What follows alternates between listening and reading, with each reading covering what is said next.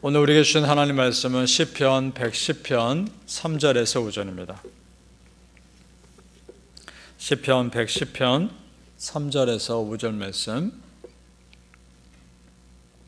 우리 함께 읽겠습니다. 시작. 주의 권능의 날에 주의 백성이 거룩한 옷을 입고 즐거이 헌신하니 새벽 이슬 같은 주의 청년들이 주께 나오는도다. 여호와는 맹세하고 변하지 아니하시리라. 이르시기를 너는 멜기세덱의 서열을 따라 영원한 제사장이라 하셨도다. 주의 오른쪽에 계신 주께서 그의 노하시는 날에 왕들을 쳐서 깨뜨리실 것이라. 아멘. 이 새벽 예배하신 하나님의 은혜가 우리 성도님들께 함께 하시기를 예수님의 이름으로 축복합니다. 아멘. 자, 오늘 말씀 속에 스며있는 다윗의 영성을 먼저 보았으면 합니다. 오늘 말씀은 단순한 기도가 아닙니다. 메시아에 대한 예언입니다. 다윗이 어떻게 이런 예언의 말씀을 전할 수 있을까 생각할 수 있는데 그는 단순한 목동이 아니었습니다. 선지자적인 영성을 가진 사람이었습니다. 하나님과 깊은 기도를 통해서 하나님께서 알려주신 비밀한 은혜를 이미 깨닫고 있는 사람이었습니다. 그런 사람들의 공통점이 있습니다. 성령님의 감동하심으로 비밀스러운 은혜를 안다는 겁니다. 우리 성도님들이 그러실 수 있기를 축복합니다. 노아를 생각해 보십시오. 하나님께서 홍수로 멸하실 것을 알았습니다. 하나님이 알려주셨습니다. 그래서 방주로 준비합니다.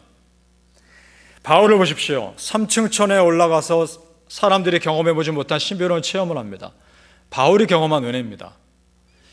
그런 사람들에게 하나님께서는 미리 알려주시는 은혜가 있습니다. 지금 다윗이 그런 겁니다. 우리 성도님들, 하나님과 깊은 교제를 통해서 이전에 알지 못했던 더 깊은 은혜의 세계로 들어가시기를 예수님의 이름으로 축복합니다. 아멘. 하나님의 은혜를 진정으로 맛본 사람은 세상에 빠지지 않습니다. 하나님의 은혜를 맛본 사람은 세상에 빠지기 어렵습니다. 왜냐? 그 은혜의 감격이 이미 너무나 크기 때문에 그렇습니다. 하나님께서 여전히 내 삶에 살아계시고 역사하심을 경험한 사람은 결코 세상으로 떨어지지 않습니다. 반대로 더 깊은 은혜를 경험해보지 못한 사람은 자신의 생각으로 하나님의 은혜는 이런 것이다 라고 제안을 합니다. 그러나 우리 성도님들, 하나님의 더 큰 은혜에 오픈되어 있으시기를 축복합니다. 더 큰 세계가 있습니다. 지금도 기적이 일어날 수 있다는 것 우리 성도님들 믿습니까? 믿습니다. 지금도 선교지에서 그리고 예배 가운데 마음의 치유가 일어나며 육신의 질병이 말씀 듣는 가운데서도 치유받을 수 있음을 믿습니다. 왜냐? 하나님 살아계시기 때문입니다. 그리고 예배 가운데 성령님이 여전히 운행하시기 때문입니다. 믿습니까? 우리는 믿습니다.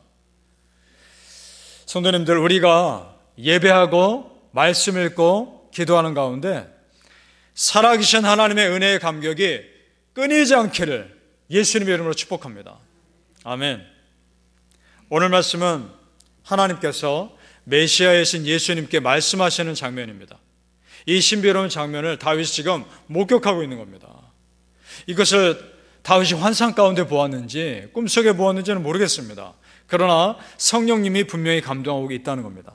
그런 메시지는 분명합니다. 마지막 날 메시아의 승리는 완전한 승리가 될 것이다 선포하고 있습니다. 1절을 같이 읽어보시죠. 1절 말씀 시작. 여호와께서 내 주께 말씀하시기를 내가 네 원수들로 네 발판이 되게 하기까지 너는 내 오른쪽에 앉아있으라 하셨도다. 아멘. 어둠의 세력이 끝내 예수 그리스도에 의해서 마지막 날 완전하게 무너질 것을 선포합니다. 그런데 여기서 중요한 말씀이 있죠. 너는 내 오른편에 앉아있으라. 자, 하나님의 오른편에 있다는 것은 하나님과 깊은 신뢰 관계라는 겁니다. 무슨 말씀입니까? 예수님의 힘의 근원은 하나님이신 겁니다. 그럼 우리도 마찬가지입니다. 우리 성도님들, 우리가 기도 응답 받는 비결은 하나님과의 건강한 관계에서 나오는 것입니다. 믿습니까? 그것이 기도 응답 받는 비결입니다. 하나님을 사랑하는 사람, 하나님이 사랑하는 사람, 그 사람의 기도를 하나님이 어떻게 안 들으십니까? 다 들으십니다. 예수님이 하나님과 상관없이 사역하셨다는 것이 여러분 상상이 되십니까? 상상이 안 되는 겁니다. 예수님은 그렇게 사역 안 하셨습니다. 예수님의 모든 사역은 하나님과 상관이 있는 사역이었습니다. 하나님에게 예수님은 전부였고 예수님에게 하나님은 전부였습니다. 하나님을 떠난 예수님 사역 상상할 수 없습니다. 자, 그렇다면 누가 보아도 예수님의 사역은 하나님의 일이었다면 하나님이 그 아들 예수님을 지켜주시는 것은 당연한 것입니다. 마찬가지입니다, 여러분. 우리가 예수님의 사람으로 살면 내 삶을 당연히 지켜주시는 것은 예수님이십니다. 믿습니까? 나에게서 예수님이 없는 삶은 상상이 되질 않아야 합니다. 우리 성도님들, 예수님 없이 살 수 있습니까? 안 됩니다. 그런 상상이 안 되는 겁니다. 그래서 바울 사도가 갈라디아서에서 이런 고백을 합니다. 갈라디아서 2장 20절, 내가 그리스도와 함께 십자가에 못 박혔나니 그런즉 이제는 내가 사는 것이 아니요 오직 내 안에 그리스도께서 사시는 것이라. 이제 내가 육체 가운데 사는 것은 나를 사랑하사 나를 위하여 자기 자신을 버리신 하나님의 아들을 믿는 믿음 안에서 사는 것이라. 아멘. 바라기는 성도님들, 이제 내가 예수 그리스도의 사람으로 사는 것임을 믿으시고 그 예수님의 믿음의 길 끝까지 걸어가시기를 예수님의 이름으로 축복합니다. 아멘. 그런데 그 믿음의 길은 결코 외롭지 않습니다. 하나님이 함께 계시기 때문에 그렇습니다. 하나님은 언제나 믿음의 동역자를 남겨두시고 쉬어갈 타이밍을 주십니다. 우리 말씀 읽어보죠. 3절 말씀 다시 한번 읽어보겠습니다. 시작. 주의 권능의 날에 주의 백성이 거룩한 옷을 입고 즐거이 헌신하니 새벽 이슬 같은 주의 청년들이 주께 나오는도다. 아멘. 새벽 이슬 같은 주의 청년들, 단순히 나이만 젊은 사람들을 말하는 것이 아닙니다. 복음에 열정이 있는 사람들이 청년들입니다. 나이가 젊다고 청년이 아니라 말씀에 열정이 있는 사람이 청년입니다.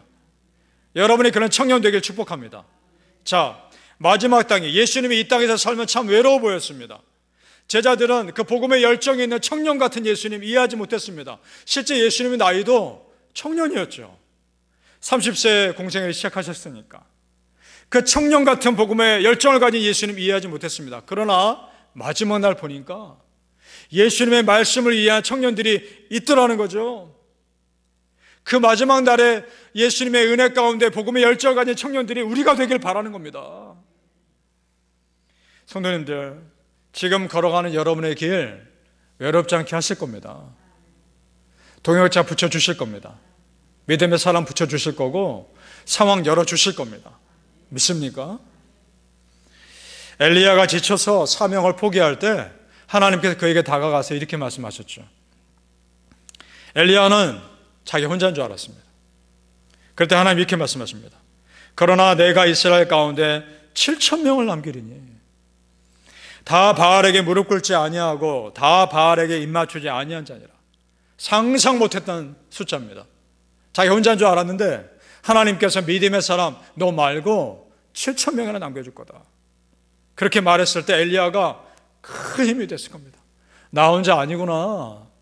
나와 같이 믿음의 생활할 수 있는 사람이 7,000명이나 있구나. 이 자체가 위로란 말입니다. 여러분 혼자 아닙니다. 여러분과 함께 같이 믿음 생활할 수 있는 사람 있단 말입니다. 그리고 그 믿음의 열정을 이해해 줄 수 있는 사람들이 있단 말입니다. 지금 당장 보이는 것으로만 낙심할 것이 아니란 말입니다. 소망 가지시기를 축복합니다. 하나님께서 일하시는 것을 보면 깨닫는 것이 있습니다. 하나님의 일하심, 믿음의 한 사람의 헌신은 한 사람으로 끝나지 않다라는 겁니다. 그 한 사람의 헌신이 또 다른 믿음의 사람을 만들더라는 겁니다. 한 사람이 믿음의 길을 꾸준히 걸어가면 그 모습 도전받고 또 다른 믿음의 사람들이 생겨나는 것입니다. 3절 말씀 다시 보시면 새벽 이슬 같은 청년들이 주께 나오노다. 그 앞부분을 보십시오. 뭐라고 되어 있습니까? 주의 백성이 거룩한 옷을 입고 즐거이 헌신하니 그 다음에 새벽 이슬 같은 청년들이 나오노다 말씀하고 있습니다. 그러니까 먼저 누군가 헌신한 겁니다. 새벽 일시 같은 청년들이 나오기 전에 먼저 헌신하는 누군가가 있었던 겁니다. 그들의 헌신을 보고 청년들이 나온 겁니다. 그 누군가 먼저 헌신한 사람들이 내가 되길 바랍니다. 아멘. 우리 성도님들, 지금 있는 곳에서 여러분의 헌신이 누군가의 믿음에 불을 지필 수 있기를 예수님 이름으로 축복합니다. 아멘. 기도하겠습니다. 아버지 하나님, 나의 믿음이 누군가에게 도전하는 믿음이 되게 하여 주옵소서. 내가 믿음의 청년으로 살게 하여 주시옵소서. 나이와 상관없이 내 안에 믿음의 열정을 주셔서 평생을 은혜의 청년으로 살아가게 하여 주시옵소서. 하나님, 아직도 우리가 할 일이 너무나 많이 남아 있습니다. 아직도 하나님 앞에서 헌신할 일들이 많이 남아 있습니다. 나의 헌신이 말씀에 씨앗되어 누군가에게 도전의 삶이 되게 하여 주시옵소서. 하나님, 믿음의 길은 외롭지 않습니다. 하나님께서 예비하신 믿음의 동역자들이 있습니다. 그리고 은혜의 타이밍들이 있습니다. 내가 지칠 때는 쉬어갈 타이밍도 허락해 주십니다.